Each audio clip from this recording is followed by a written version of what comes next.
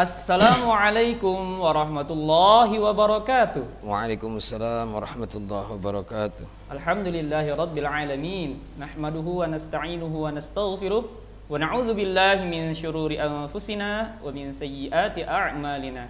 Man yahdihillahu fala mudilla lahu wa man yudlil falan tajida lahu waliyyan mursyida. Pemirsa Idari TV yang dirahmati Allah Subhanahu wa taala, selamat datang kembali di program kesayangan kita, Ramadan istimewa bersama Idari TV. Alhamdulillah, bersyukur kita kepada Allah Subhanahu wa taala yang maha baik, maha sempurna, yang telah memberikan kita nikmat yang begitu besarnya. Pada sore hari yang masih berada dalam bulan yang mulia ini, kita masih diberikan nikmat oleh Allah Subhanahu wa taala untuk terus, mudah-mudahan terus berada di jalan Allah Subhanahu wa taala. Alhamdulillah, tanpa terasa kita sudah berada di hari ke-11 di bulan Ramadan. Masya Allah. Mudah-mudahan hari-hari yang sudah kita lalui tidak hanya berlalu kosong begitu saja, tapi diisi dengan amal-amal solih yang dapat menjadikan kita semakin bertakwa. Salawat dan salam senantiasa tercurah untuk Rasulullah Sallallahu Alaihi Wasallam. Allahumma salli ala Muhammad wa ala ali Muhammad. Assalamu alayka ya Rasulullah. Pemirsa Idari TV yang dirahmati Allah Subhanahu wa taala, pada sore hari ini di 11 Ramadan ini kembali kita berbincang-bincang dengan salah seorang guru kita yang luar biasa. Insyaallah. Pemirsa mungkin sudah kenal beliau, yaitu Ustadz Enggal Setiawan UES atau Abu Najmi. Masya Allah. Assalamualaikum Ustaz. Waalaikumsalam warahmatullahi wabarakatuh. Kaifa haluk ya Ustaz? Masya Allah, alhamdulillah khair. Wa kaifa anta ya Syekh? Alhamdulillah. Seperti orang Arab saja gitu Ustaz ya. Tampilannya seperti tampilan orang Arab hari ini Ustaz. Pengaruh tampilan ya. Mudah-mudahan semakin fasih kita. Masya Karena Allah, bahasa Arab ini insya bahasa Al-Qur'an ya Ustaz. Iya. Dan juga bahasa surga. Insyaallah mudah-mudahan dengan kita membiasakan belajar bahasa Arab di dunia, nanti kita jadi mudah masuk surga. Amin ya rabbal alamin. Pemirsa yang dirahmati Allah Subhanahu wa taala, hari ini kita akan berbincang-bincang tentang Al-Qur'an, yaitu ancaman orang yang meninggalkan Al-Qur'an. Ustaz, Ramadan ini tanpa terasa sudah 11 hari ya Ustaz. Iya. Berarti sudah hampir sudah sepertiga kita lalui ya Ustaz, dan sudah masuk sepertiga bagian kedua. Sepertiga bagian kedua. Kalau di Indonesia ini ada sebuah kegiatan atau agenda di sepertiga yang kedua ini, tepatnya 17 Ramadan itu tentang nuzulul Quran. Ya Ustaz ya. Memperingati turunnya Al-Quran. Turunnya Al-Quran. Ya, karena Ramadan itu disebut juga Syahrul Quran, Ustaz. Bulan Al-Quran. Bulan diturunnya Al-Quran. Boleh Ustaz, kita berbincang-bincang dulu Ustaz. Boleh sampaikan kepada kita semua terkait Ramadan bulan Al-Quran dulu Ustaz. Baik. Pemirsa Idari TV yang dirahmati Allah Subhanahu wa taala, Assalamualaikum warahmatullahi wabarakatuh. Min ni'matin faminallah. Bismillahi masyaallah. La haula wala quwwata illa billahil aliyyil azim. Bismillahilladzi la yadurru ma'asmihi shay'un fil ardi wala bis sama' wa huwas samiul alim.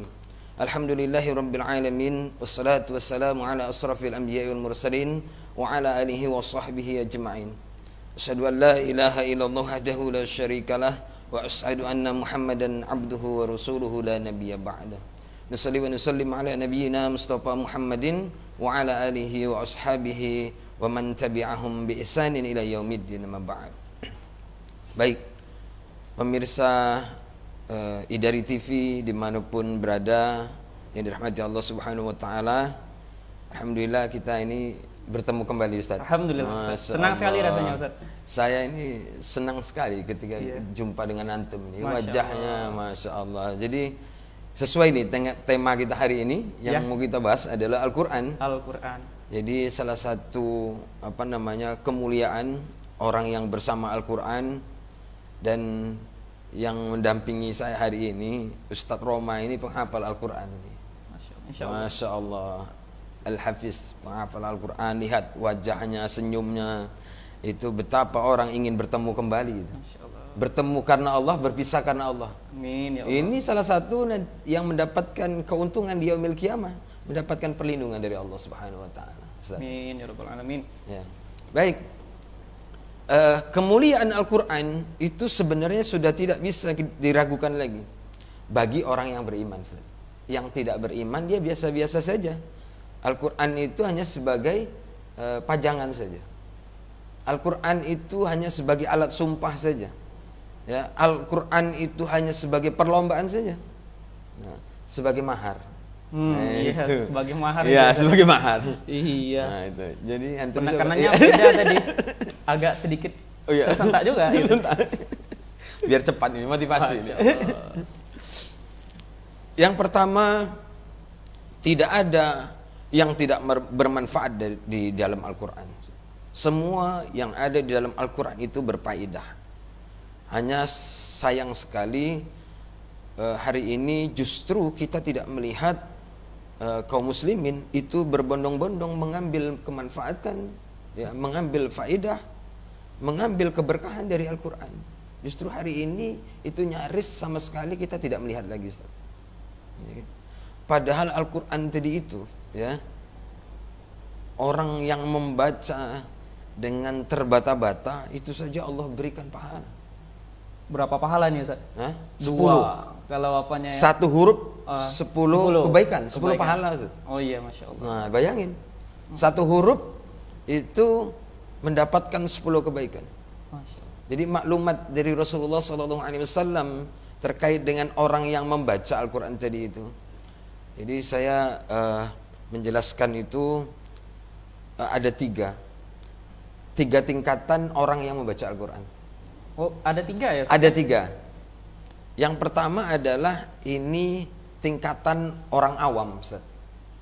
Orang awam itu apa? Orang yang lagi belajar, betul-betul baru belajar. Dia masih mengeja, ya kan, huruf per huruf. Nah itu. Dan dia membaca dengan terbata-bata. Nah ini orang yang belajar, kan? Iya. Bata, atau dia membaca Al-Quran tapi belum lancar, dia dengan terbata-bata. Bermanfaat tidak? Bermanfaat. Bermanfaat ya, Ustaz. Tidak ada yang tidak bermanfaat dalam Al-Quran. Begitulah luar biasa Al-Quran ini sebagai mukjizat. Orang yang membacanya, orang yang mengambilnya itu diberikan kebaikan yang luar biasa oleh Allah Subhanahu wa taala. Nah, itu bahkan tadi membaca dengan terbata-bata saja, ya, satu huruf. Maklumat Rasul, kata Rasul, aku tidak mengatakan alif, lam, mim itu satu huruf. Alif satu huruf, lam satu huruf, dan mim satu huruf. Setiap satu huruf itu Allah ganjar 10 kebaikan. Kita bisa bayangkan, pemirsa Idari yang dirahmati Allah Subhanahu wa taala dimanapun berada, bagi orang yang hafiz Quran. Lihat ini. Ustadz Roma, ya, masih masih muda, jomblo. Promosi lagi. Ya, ini harus dipromosikan. Orang yang soleh ini supaya mendapatkan ini yang solihah. Masya Allah, ini kan doa, ya kan? Bayangin orang yang hafiz, yang setiap hari itu lisannya dia basahi dengan Al-Quran, dia baca Al-Quran. Tidak mungkin seorang hafiz dia membaca Al-Quran cuma 1 halaman, Ustaz. Benar. Coba kita hitung, 1 halaman itu berapa huruf, Ustaz? Pernah ngitung, Ustaz? Belum ya? Nah, halaman pertama surah Al-Fatihah saja belum pernah dihitung. Belum pernah dihitung, kan? Nah itu. Kenapa? Karena memang kita tahu begitulah luar biasa balasan dari Allah Subhanahu wa taala terkait dengan orang yang memuliakan Al-Quran. Tadi ya, yang pertama tadi itu kan orang awam, iya kan? Masih belajar. Semakin dia terbata, dia membaca satu huruf itu bisa 3 kali, 4 kali, 5 kali ulang, kan? Namanya terbata-bata. Ya? Bayangin setiap satu huruf dapat 10 kebaikan. Karena dia membaca terbata-bata 5 kali, maka dapat 50 kali satu huruf. Masya Allah. Artinya tidak ada yang rugi di dalam Al-Quran tadi itu. Bayangin, membacanya saja Allah sudah berikan kebaikan. Itu yang pertama. Ya. Yang kedua adalah orang yang membaca dengan tartil. Ya, membaca dengan tartil itu maksudnya dia penuhi hak-hak setiap huruf, baik makhrijul huruf, sifatul huruf, atau yang berkenaan dengan tajwidnya. Nah ini tingkatan kedua. Orang yang membaca dengan tartil, membaca dengan benar, itulah yang diperintahkan oleh Allah Subhanahu wa taala dalam Al-Quran. Membaca.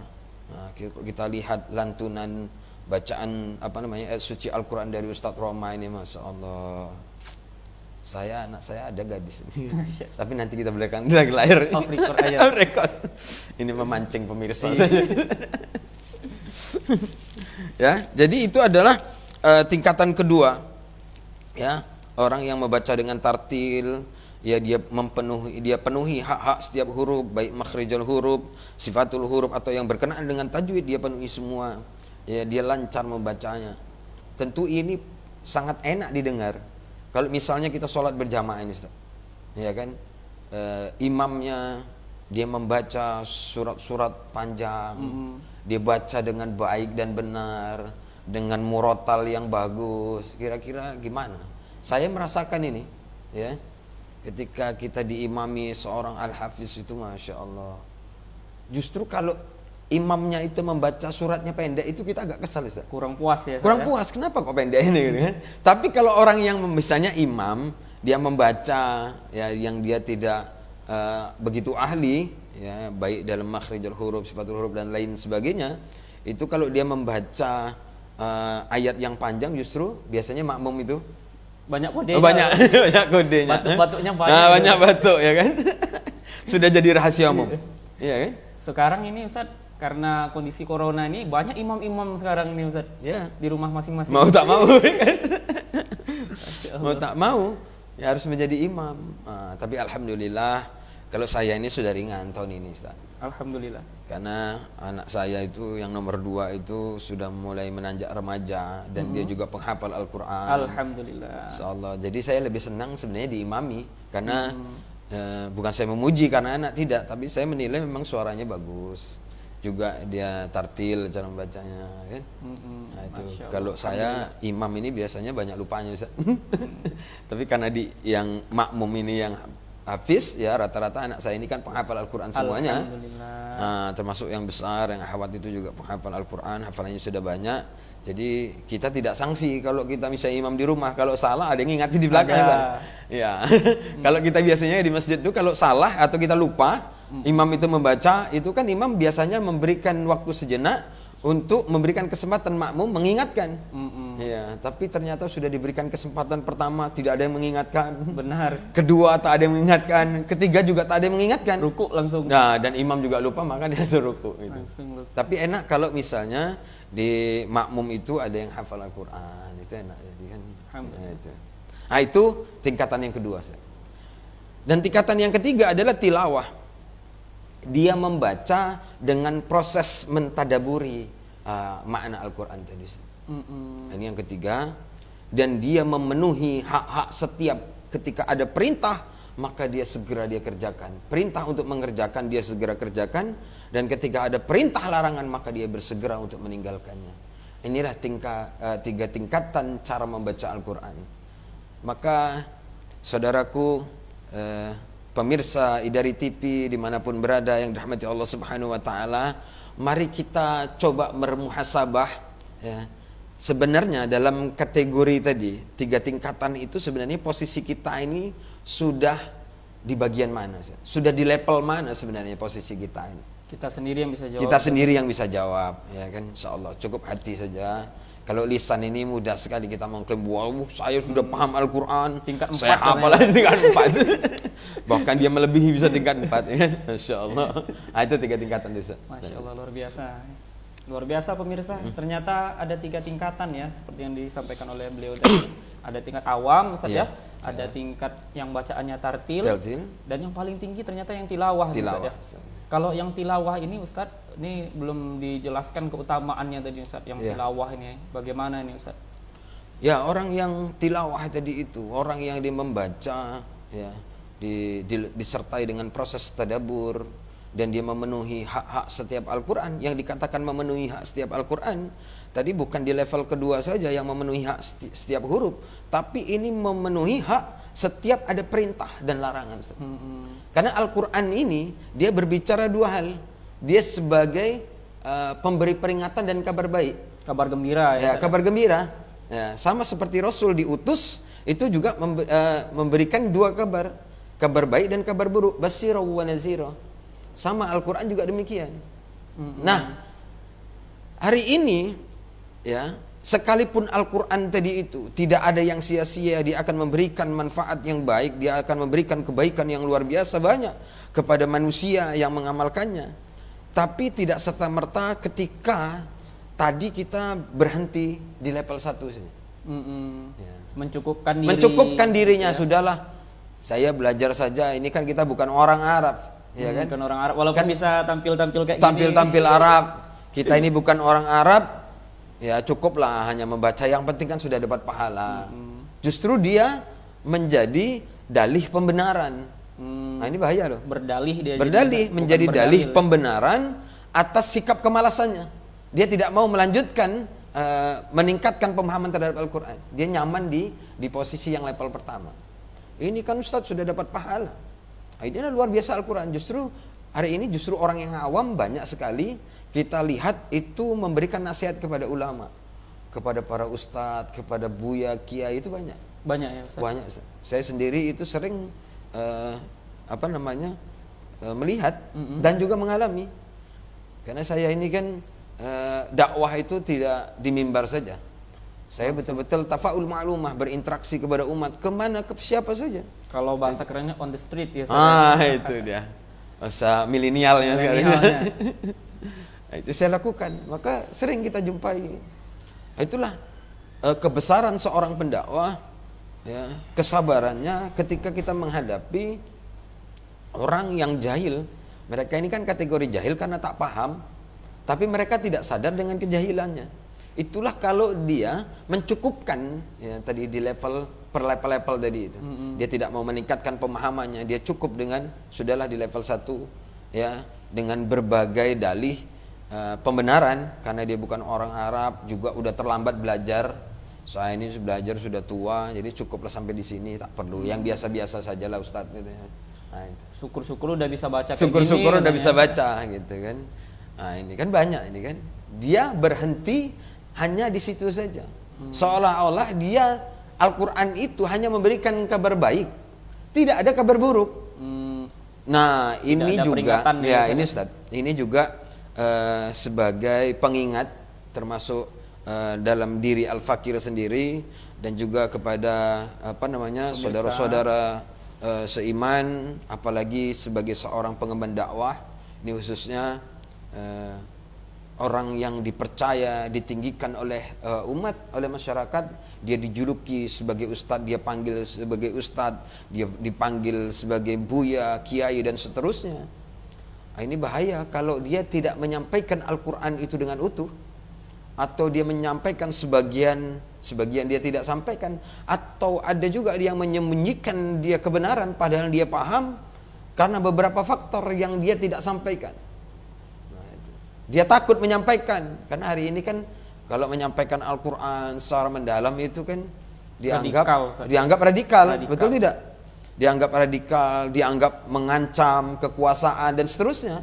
Gitu. Kalau kita mengingatkan agama, itu ada orang yang tertarik dan ada juga orang yang tidak tertarik. Ada juga yang terusik. Terusik. Jadi setiap fase-fase kehidupan itu dari zaman Rasul sampai hari ini tetap ada itu. Nah, itulah bentuk ujian orang yang menyampaikan.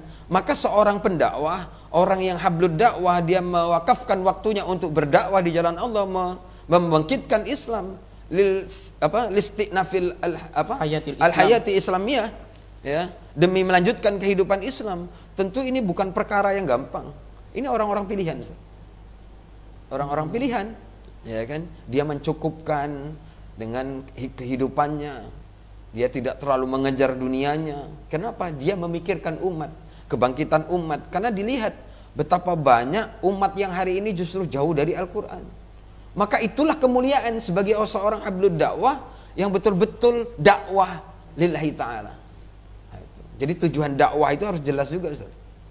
Tujuan membaca Al-Quran jelas. Ketika kita mengamalkan Al-Quran itu juga harus jelas tujuan. Semua ada tujuannya. Semuanya tujuan. Luar biasa Ustaz. Sembari kita berbincang-bincang ini Ustaz, kita persilakan kepada pemirsa Idari TV untuk mengajukan pertanyaan. Seperti biasa, silakan ketik di kolom komentarnya. Kalau sudah ada yang masuk nanti akan segera kita jawab. Kalau memang belum ada, kita lanjutkan lagi nih Ustaz. Karena seru sekali nih Ustaz. Dari 3 golongan tadi Ustaz, saya penasaran Ustaz. apakah ada orang yang golongan keempat, Ustaz? Karena kita bahas golongan keempat nih, orang yang meninggalkan Al-Quran, Ustaz. Ada nggak kira-kira, Ustaz? Jadi dari ketiga tadi itu, kalau dia tidak memenuhi, maka dia termasuk orang yang meninggalkan ketiga tadi. Nah itu. Begitu.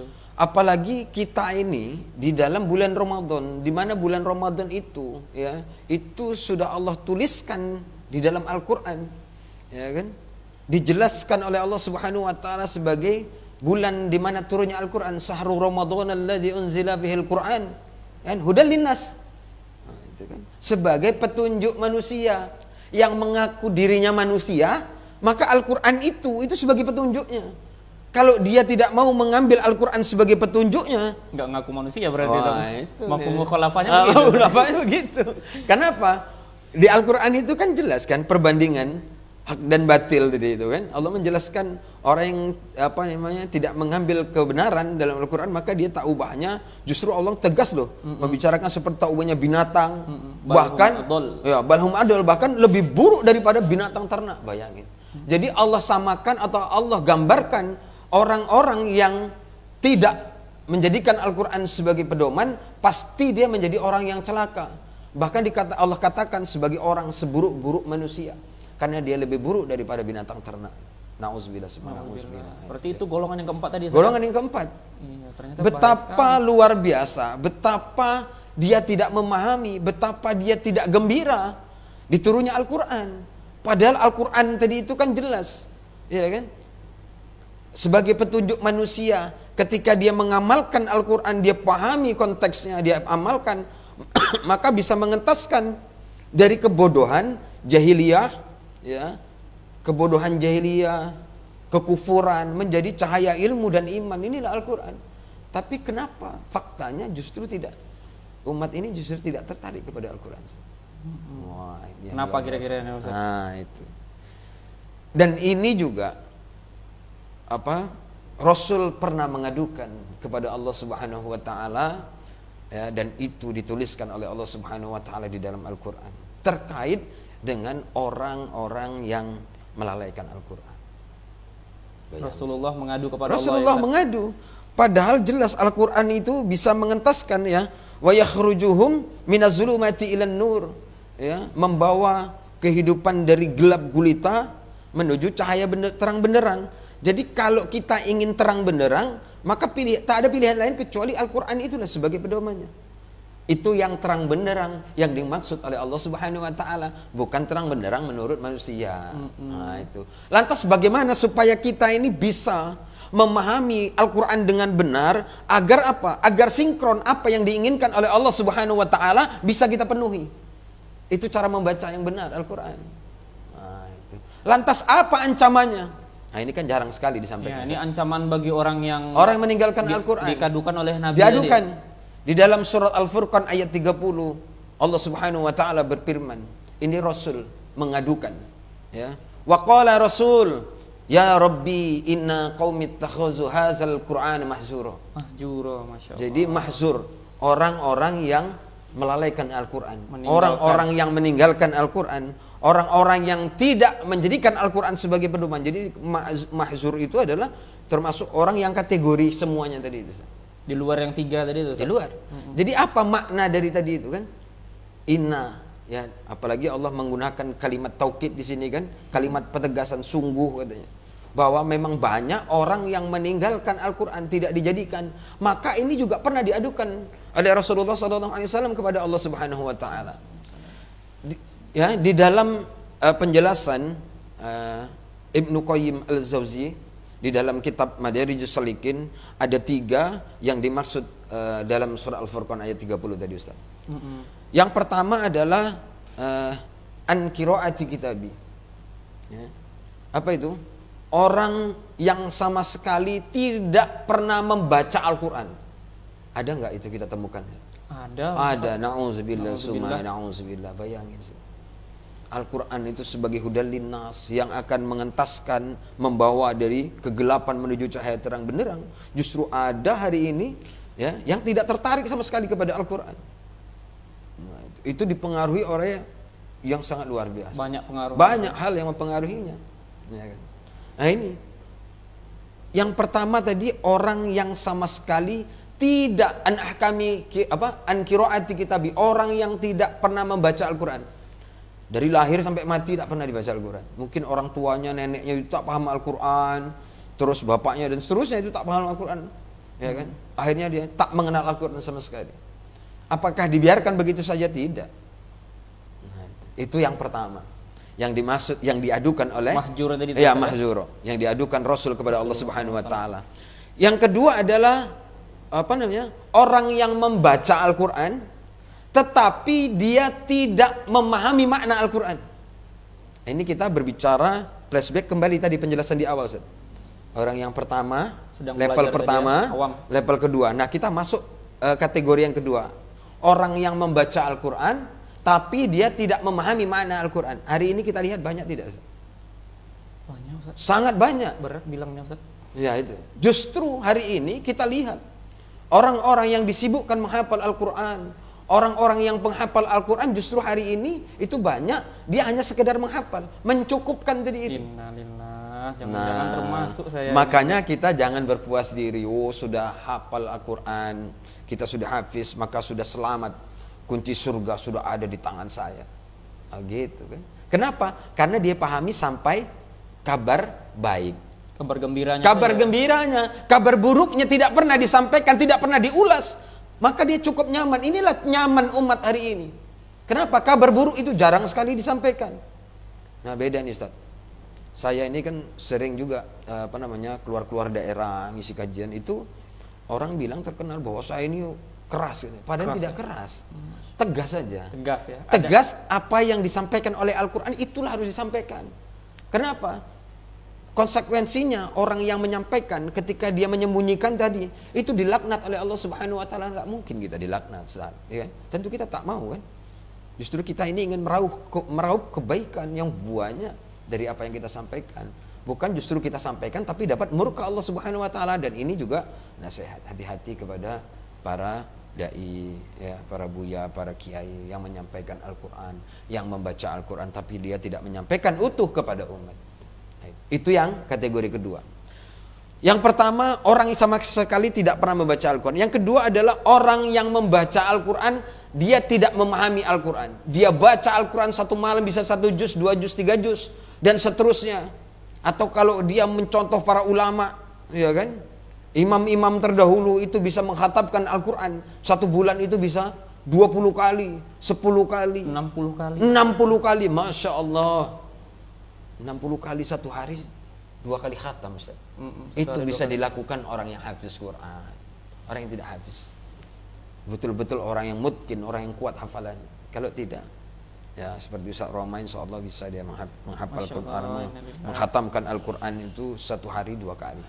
Atau minimal 1 hari 1 kali bisa, kan hafiz, ya kan? Tinggal bagi saja, ya kan? Membaginya, ya, dari pagi sampai jam berapa itu 10 juz, dari jam sekian sampai jam sekian 10 juz, ya, mudah membaginya. Tapi kalau yang tak hafal ini apa yang mau dibagi, Ustaz? Nah, ini itu menusuk rasanya. Itu yang kedua. Dan yang ketiga adalah orang yang membaca Al-Qur'an. Dia baca Al-Qur'an, ya kan, bahkan dengan tartil tadi di level kedua. Dibaca dengan orang dengan membaca dengan baik dan benar. Dia fasih, dia penuhi hak setiap hurufnya. Ya kan? Dia pahami maknanya, bahkan dihafal Al-Qur'an 30 juz.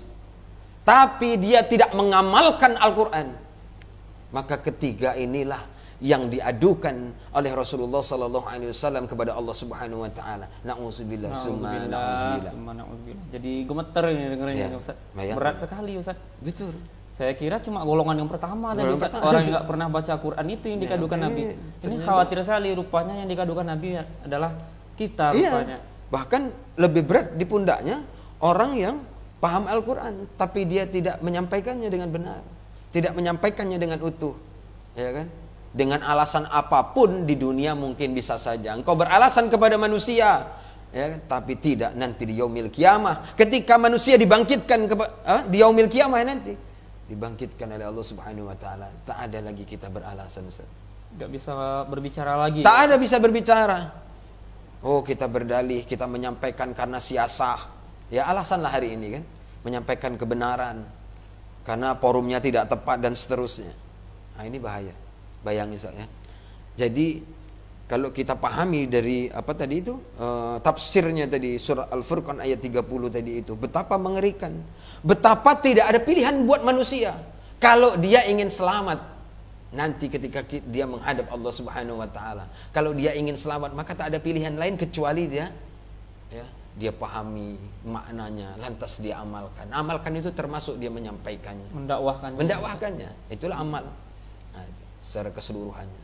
Itu tadi Ustaz. Masya Allah, luar biasa Ustaz. Hampir-hampir copot jantung dengarnya Ustaz. Karena khawatir kita rupanya yang dikadukan oleh Rasulullah SAW. Semoga kita terhindar dari yang dikadukan ini Ustaz. Mudah-mudahan kita terhindar dari apa namanya itu salah satu atau yang diadukan oleh Rasulullah kepada Allah Subhanahu wa taala. Baik, pemirsa yang dirahmati Allah Subhanahu wa taala, luar biasa sekali. Barangkali sudah banyak ya pertanyaan yang masuk. Ini salah satunya Ustaz. Kita jawab dulu ya Ustaz ya. Boleh. Mudah-mudahan masih cukup waktunya nanti untuk lanjutkan bincang-bincang ini luar biasa sekali Ustaz terkait Al-Quran ini. Pertanyaan dari Afif Muhammad, gimana caranya agar bisa semangat untuk baca Quran tiap hari Ustaz? Masya Allah ya. Bagaimana caranya agar bisa semangat untuk membaca Al-Quran setiap hari? Yang pertama itu kita harus pahami dulu ya, ketertarikan kita ini kepada Al-Quran itu apa sebenarnya, dari sisi mananya gitu kan. Misalnya saya tertarik membaca Al-Quran itu dengan membaca apa namanya murotal ya, membaca dengan murotal misalnya kan. Kan banyak itu panduan-panduan murotal para imam itu kan. Imam itu kita tinggal koleksi saja. Dan itulah yang saya lakukan ya untuk semangat membaca Al-Quran, menghafal Al-Quran, memahami. Salah satunya adalah saya menyukai murotal-murotal tertentu, para imam-imam tertentu ya, yang saya mengagumi suaranya dan juga iramanya. Jadi ketika kita bisa mendapatkan cengkoknya gitu Ustaz ya, atau gayanya itu kan menirukan itu kan ketagihan itu Ustaz. Iya kan? Akhirnya untuk terus kita membaca. Ya kan? Kenapa? Kayaknya apa sepertinya enak. Kesenangan tersendiri. Iya, asik didengar telinga. Itu kan untuk apa namanya semangat membaca Al-Quran. Ya banyak metode lah. Kalau yang saya lakukan itu tadi. Terus yang kedua adalah kita berusaha memahami Al-Quran. Kalau kita paham Al-Quran, semakin kita kaji Al-Quran itu, maka semakin tampak bodoh diri kita ini. Semakin tak ada apa-apanya. Maka mustahil orang yang mengkaji Al-Quran, yang dikatakan mengkaji itu tentu dia mencakup keseluruhannya, termasuk mentadaburi tadi itu, menjadi sombong, menjadi angkuh. Justru heran ini, bagaimana cara dia mengkajinya gitu loh. Padahal Al-Quran itu ketika kita kaji menunjukkan bahwa kita ini bukan siapa-siapa, ya kan? Lantas mau sombong bagaimana? Kita ini tak ada jaminan surga, nggak ada kaplingan di surga. Nggak ada kaplingan di surga. Apa yang kita lakukan ini belum tentu diterima, ya kan? Kita kan masih harap-harap cemas ini. Ya, nama kita tak ada di dalam Al-Quran yang dijamin di situ kan? Radhiyallahu anhu kan tak ada. Nggak ada. Nah itu dia. Lantas kok berani mengklaim bahwa seolah dia mendapat kaplingan surga atau kelompoknya yang mendapat kaplingan surga, ini kan bahaya. Nah itu. Masya Allah. Jadi ya banyak cara untuk tetap kita semangat. Yang pertama ya tadi itu, bagaimana kita mencintai dari proses mana ya kita lah yang paham. Kalau saya secara pribadi tadi itu dengan murotal ya. Nah yang pertama ternyata timbulkan rasa cinta terlebih dahulu, karena kalau sudah cinta maka akan terus bersama. Nah cinta tadi dari mana tadi itu kan? Mungkin dari pemahaman, dari bacaan ya. Dan itu juga sebagai pengingat teman kita. Satu misal begini Ustaz, saya punya teman itu berangkat haji, umroh haji, ya kan? Tiba-tiba waktu dia di sana itu pas sholat, dia dengar murotal yang biasa saya baca itu Ustaz. Karena saya sering sholat beberapa kali sholat berjamaah dan saya menjadi imam, saya pakai murotal itu, dia langsung teringat, dia nangis. Siapa yang diingat? Bukan imamnya tapi kita. Masa Allah, dia langsung teringat kita ini, bacaan ini selalu dibacakan oleh teman saya Ustadz Uwais ini, Masya Allah gitu kan. Kita kan dikenang, lantas didoakan Ustaz. Alhamdulillah. Masya Allah, didoakan tempat mustazab Ustaz. Tempat yang insya Allah langsung diijabah oleh Allah. Nah itu tadi kan, ketika misalnya kita putar murotal, kita langsung ingat, Masya Allah Ustadz Roma ini murotalnya. Langsung ingat kan kepada antum, gitu kan. Langsung didoakan, ya Allah berikan kebaikan. Begitulah kita bersaudara sebagai seorang mukmin, sebagai saudara muslim itu saling mendoakan, mengingat. Kalau kita tidak mampu memberikan hadiah, maka berikanlah doa. Hadiah yang terbaik. Hadiah yang terbaik, Masya Allah kan. Ya luar biasa Ustaz ya. Ini singkat sekali rasanya waktu Ustaz, kalau kita berbincang-bincang. Kalau kita membahas Al-Quran tak ada habisnya. Tak ada habisnya Ustaz. Namun terkait agenda kita hari ini mungkin ada batas waktunya pula. Batas waktunya, betul. Kita sudah batasi sampai 17.40 agar nanti kita juga dapat berbuka, melakukan persiapan untuk berbuka dan lain sebagainya. Mungkin langsung menambah hafalan Al-Qur'annya barangkali. Betul, murojaah. Langsung memahami Al-Qur'an. Nah, satu hal Ustaz terkait bincang-bincang kita pada sore hari ini Ustaz, bagaimana idealnya kita Ustaz terkait Al-Qur'an ini Ustaz? Ya. Sebagai penutup. Betul. Baik, saudaraku, pemirsa Idari TV dimanapun berada yang dirahmati Allah Subhanahu Wa Taala. Tadi sudah kita bahas panjang lebar terkait Al-Quran, manfaat dan juga ancaman bagi siapa yang meninggalkan. Jadi di dalam surat Al-Furqan sudah kita kupas terkait apa yang dimaksud dan siapa yang dimaksud oleh Rasul, yaitu orang yang diadukan kepada Allah Subhanahu Wa Taala terkait orang yang mahzur, orang yang meninggalkan Al-Quran. Lantas apa ancamannya dan siapa orangnya? Nah itu Ustaz. Jadi insya Allah ini kita bahas sedikit ya.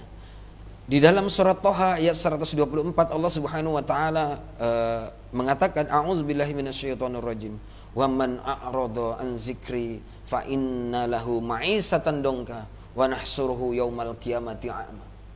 Nah ini korelasinya surah Al-Furqan dengan surah Thaha tadi Ustaz. Ya itu. Jadi kalau kita mengkaji proses tadabbur tadi, insya Allah kita bisa mengaitkan antara ayat satu kepada ayat lainnya, surat satu kepada surat lainnya. Karena Al-Quran itu dia ada pengulangan, Ustaz. Thariqatu takhrir, ya kan? Orang yang belajar bahasa itu pengulangan. Itulah cara Allah memberikan pemahaman, mengajarkan kepada manusia sistem pengulangan agar mudah didapatkan. Bisa enggak Ustadz Roma itu menghafal sekali jalan itu hafal?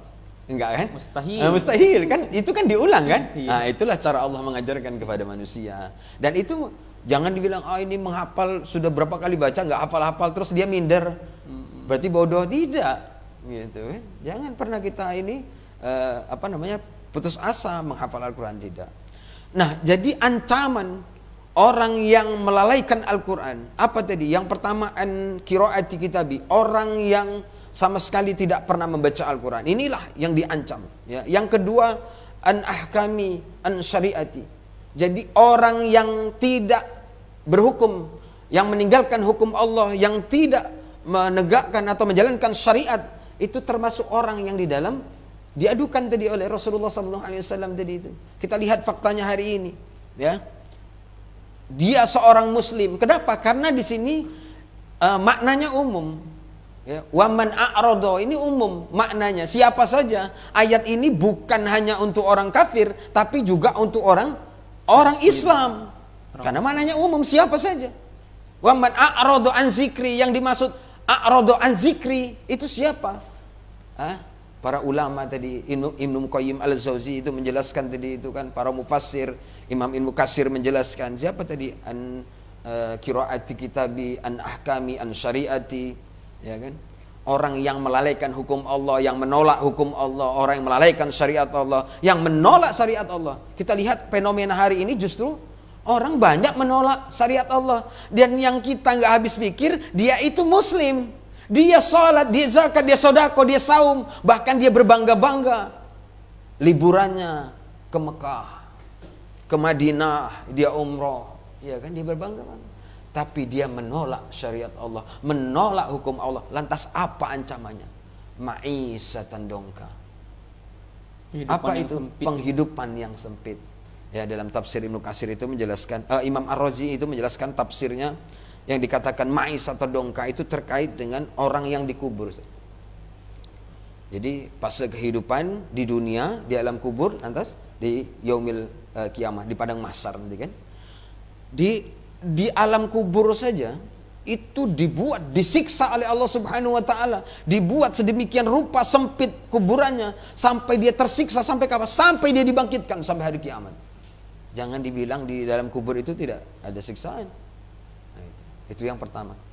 Yang kedua adalah kata tafsirnya Ibnu Katsir, ya, Allah akan mengirim ular yang sangat besar, itu bisa dibuka tafsirnya Ibnu Katsir tadi. Syujaul Aqrab, kalau tidak salah ya namanya. Nah, dikirim ular yang besar, itu tugasnya untuk mengoyak-ngoyak tubuh manusia yang menolak hukum Allah, yang menolak syariat Allah tadi itu. Nah, itu. Sampai kapan? Sampai hari kiamat. Dia disiksa sedemikian rupa, dibuat sempit, sulit dikuburnya. Dan yang tafsir terkait dengan kehidupan dunia. Tadi kan ada tafsirnya di kubur, ya kan? Ada juga di dunia. Di dunia itu kata tafsirnya Imam Ibnu Katsir itu tana'ama zahiruhu la insiraha fi sadrihi. Jadi sekalipun tampak, ya, zahirnya dia itu seperti orang yang bahagia, kecukupan. Karena kan kebahagiaan hari ini tergantung pada sudut pandang. Ya kan? Kalau kebahagiaan orang yang beriman, orang yang bertakwa, itu bahagianya ketika dia taat kepada Allah Subhanahu wa taala. Itulah kebahagiaan hakiki. Tapi kalau orang yang jauh dari itu, tentu kebahagiaan bisa jadi materi, semua materi. Istri cantik harus, nah itulah dia bahagia. Kalau istrinya tak cantik, tak bahagia. Kebahagiaan Allah sudah memberikan syarat kebahagiaan. Justru betapa zalimnya manusia, kita membuat syarat balik kepada Allah. Zalim tidak itu? Zalim sekali. Masya Allah. Itulah na'udzubillah summa na'udzubillah. Kalau orang yang tidak paham Islam, itulah betapa banyak kemurkaan dari Allah Subhanahu wa taala. Salah satunya tadi itu. Nah, itu. Diberikan kehidupan yang sempit, ya kan? Sekalipun tadi mungkin rumah mewah, ya kan, mobil mewah, ya kan, istri banyak. Yang sekarang hari ini kan banyak itu kan, menampilkan istrinya ada beberapa dengan kemewahan kehidupannya, iya kan? Nah, itu. Tapi lisannya tak pernah dia menyampaikan kewajiban mendakwahkan syariat Islam. Tak pernah disampaikan. Yang disampaikan apa? Hanya sepenggalan-penggalan saja, seolah-olah dia dengan berpoligami itu masuk surga. Memang benar, setiap kebaikan dalam Islam yang dilakukan itu diganjar oleh Allah Subhanahu wa taala surga, tapi kebalikannya juga demikian. Orang yang berpaling juga Allah ancam dengan neraka. Maka kalau kita timbang, nah ini na'udzubillah summa na'udzubillah. Kalau kita ini muhasabah, ya, kita timbang amal kita hari ini, lantas besok kita mati, Ustaz. Siapa yang berani yang mengatakan dirinya amalnya itu lebih banyak daripada dosanya, Ustaz? Tidak ada yang berani. Tak ada yang berani, Ustaz. Kalau ada yang berani berarti lebih banyak dosanya, Pak. Lebih banyak dosanya, sesungguhnya dia tidak paham. Tidak paham. Kita lihat bagaimana para sahabat Rasulullah sallallahu alaihi wasallam, sahabat radhiyallahu anhum ajma'in, orang yang diberikan kabar gembira oleh Rasul, dia dijamin oleh surga, dijamin surga oleh Allah Subhanahu wa taala. Masih sedih ya, Ustaz. Di akhir hayatnya mereka menangis, tak kuat, menangis terseduh-seduh. Takut amalnya enggak. Takut amalnya tidak cukup. Itu sahabat Rasul yang hidupnya itu diwakafkan, dirinya itu diwakafkan semuanya untuk di jalan Allah, untuk menolong agama Allah. Lantas kita ini bagaimana? Hidup kita ini untuk apa hari ini? Lantas berani mengkapling surga. Nauzubillah. Ilmu ketika kita kaji, ilmu yang bermanfaat, yang barokah itu, Ustaz. Semakin kita kaji ilmu, bertambah ilmu, akan bertambah iman. Bertambah iman, bertambah takut kita kepada Allah Subhanahu wa taala. Al-khaufu minal jalil. Kalau kita takut kepada Allah Subhanahu wa taala, sudah barang tentu kita pasti hidupnya dalam kontrol Allah Subhanahu wa taala. Masya Allah, luar biasa, Ustaz ya. Semoga kita dijauhkan dari golongan-golongan orang yang dikadukan oleh Rasulullah. Amin, ancaman meninggalkan Al-Quran itu luar biasa tadi Ustaz sampaikan. Kesempitan hidup di dunia, di dalam kubur, bahkan dibangkitkan juga dalam keadaan sempit. Itu nanti, belum kita bahas. Belum dibahas. Sampai clear tadi ayatan itu ya, karena waktu. Waktu juga ini. Kita berharap kepada Allah, kita diberikan kelapangan karena kita berusaha untuk menjadi orang yang benar-benar mengamalkan Al-Quran tadi ya, Ustaz. Amin ya rabbal alamin. Syukran, Ustaz. Terima kasih juga kepada para pemirsa yang telah menyaksikan dan terus mendukung program kita, Ramadan Istimewa bersama IDARI TV. Terus saksikan program kesayangan kita ini setiap harinya jam 17.00 hingga selesai. Kemudian Kita ada program baru, alhamdulillah tadi sudah launching ya Ustadz ya. Insyaallah. Beliau juga yang mengisi tadi, luar biasa Pak Masya judul Allah. beliau. Namanya KIT, Kajian Islam Tematik, setiap Senin sampai Sabtu. Jadi 6 hari dalam satu pekan, jamnya jam 10 sampai jam 11. Ini tentang nafsiyah, muamalah, tentang keluarga, tentang Islam. Nah, yang jelas berdasarkan tema-temanya nanti akan dibahas oleh guru-guru kita yang luar biasa. Mungkin sampai di sini pertemuan kita pada sore hari ini. Semoga apa yang kita dapatkan hari ini dapat kita manfaatkan, kita amalkan dalam kehidupan kita nantinya ya Ustaz. Insyaallah. Amin ya Rabbal rabbal alamin. alamin. Saya selaku pembawa acara mohon maaf apabila dalam bincang-bincang kali ini terdapat kekurangan dan kekeliruan. Mari kita tutup dengan membaca tasbih kafaratul majelis. Subhanakallahumma bihamdika asyhadu an la ilaha illa anta astaghfiruka wa atubu ilaik. Assalamualaikum warahmatullahi wabarakatuh. Waalaikumsalam.